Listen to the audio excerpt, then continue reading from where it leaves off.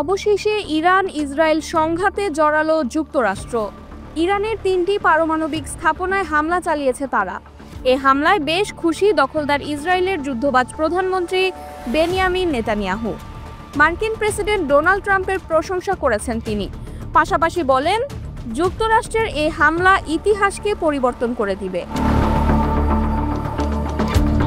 মনে রাখবেন, এখনো অনেক টার্গেট বাকি। সেগুলোর মধ্যে আজ রাতের টার্গেট ছিল সবচেয়ে কঠিন আর সম্ভবত সবচেয়ে প্রাণঘাতী। এক সংক্ষিপ্ত টেলিভিশন ভাষণে বলেন মিস্টার ট্রাম্প, শনিবার রাতে ইরানে ফোর্ট, নাতাঞ্জ ও ইস্পাহানে হামলা চালায় যুক্তরাষ্ট্র।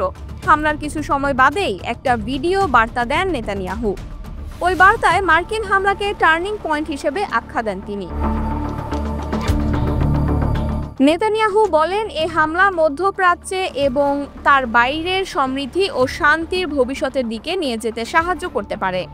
সোশ্যাল প্ল্যাটফর্ম এক্সে এক পোস্টে নেতানিয়াহু লেখেন, প্রেসিডেন্ট ট্রাম্প ও আমি সহসায় বলি, শক্তির মাধ্যমে শান্তি। প্রথমে আসে শক্তি ও পরে শান্তি। রাতে ট্রাম্প ও যুক্তরাষ্ট্র শক্তির প্রদর্শন করল।